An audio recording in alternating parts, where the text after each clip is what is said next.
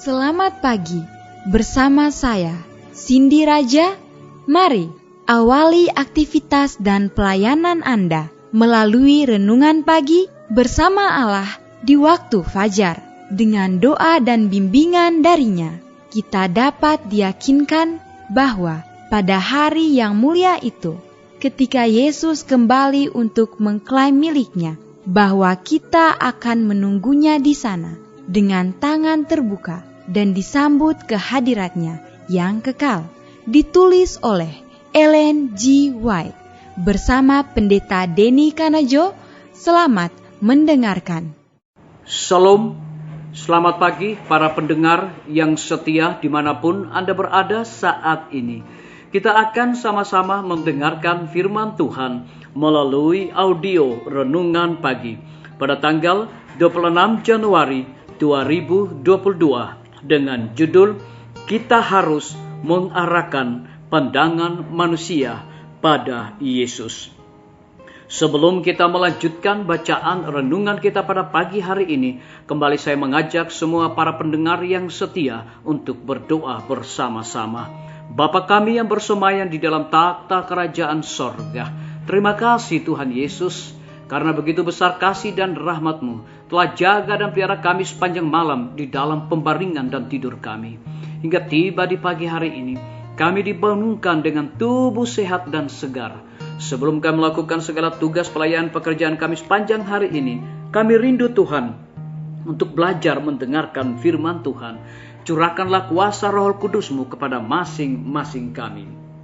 Terima kasih Tuhan Yesus, ampuni kami Bapa, karena kami sudah berdoa hanya di dalam nama Tuhan dan Juru Selamat kami. Amin. Ayat inti kita terambil di dalam Yohanes 1 ayat yang ke-29. Demikian firman Tuhan. Lihatlah anak domba Allah yang menghapus dosa dunia. Mari kita ikuti penjelasannya. Ada pekerjaan besar yang harus dilakukan dan setiap upaya yang mungkin harus dilakukan untuk mengungkapkan Kristus sebagai juru selamat yang mengampuni dosa, Kristus sebagai penanggung dosa, Kristus sebagai bintang pagi yang cerah, dan Tuhan akan memberi kita kebaikan di hadapan dunia sampai pekerjaan kita selesai. Sementara para malaikat menahan 4 penjuru angin, kita harus bekerja dengan semua kemampuan kita. Saya harus membawa pekebaran ini tanpa menunda.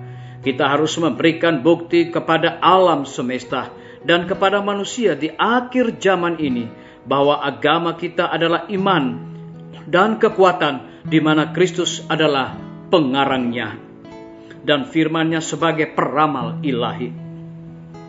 Jiwa manusia sedang ditimbang. Mereka akan menjadi anggota kerajaan Allah atau budak iblis. Semuanya memiliki hak istimewa untuk memegang harapan yang diletakkan di hadapan mereka dalam Injil. Dan bagaimana mereka bisa mendengar tanpa ada yang memberitakannya? Manusia membutuhkan renovasi moral, persiapan karakter, agar mereka dapat berdiri di hadirat Tuhan. Ada jiwa yang sia-sia binasa karena kesalahan teoritis yang berlaku dan yang dihitung sebagai perlawanan terhadap Injil. Disalin dari Testimonies Jilid 6, halaman 20 dan 21. Tidak ada pekerjaan di dunia kita yang begitu besar, begitu sakral dan begitu mulia. Tidak ada pekerjaan yang begitu dihormati Tuhan selain pekerjaan Injil. Pekebaran yang disajikan saat ini adalah pekebaran belas kasihan terakhir bagi dunia yang jatuh. Mereka yang memiliki hak istimewa untuk mendengar Injil ini dan yang bersikeras menolak untuk mengindahkan peringatan tersebut, membuang harapan terakhir mereka untuk keselamatan. Tidak akan ada masa pencobaan kedua.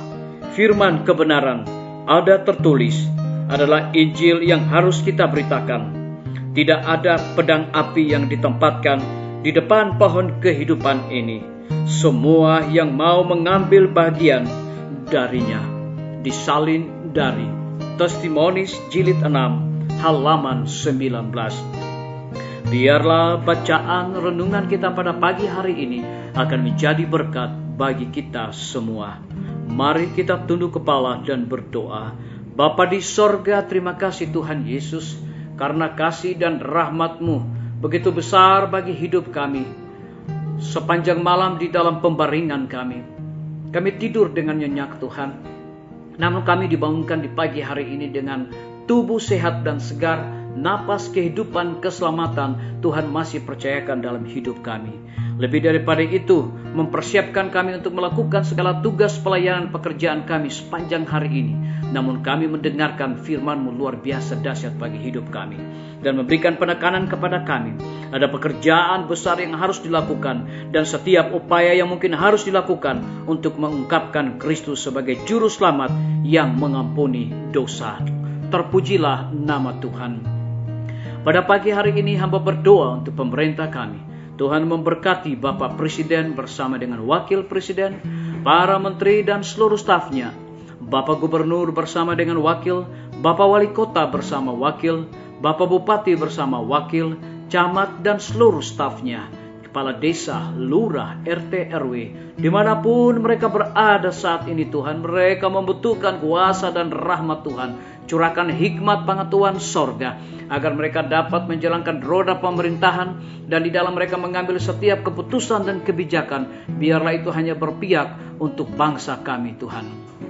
Kami juga berdoa untuk para tim medis, Tuhan berkati dokter, perawat, bidan, dan semua para pekerja kesehatan yang ada di setiap rumah sakit, bahkan puskesmas yang ada di Indonesia. Tuhan pelihara mereka, berikan sukacita kepada mereka, agar mereka dapat memberikan pelayanan yang terbaik. Kami juga berdoa untuk semua guru-guru, kepala sekolah, dan setiap siswa di setiap lembaga pendidikan.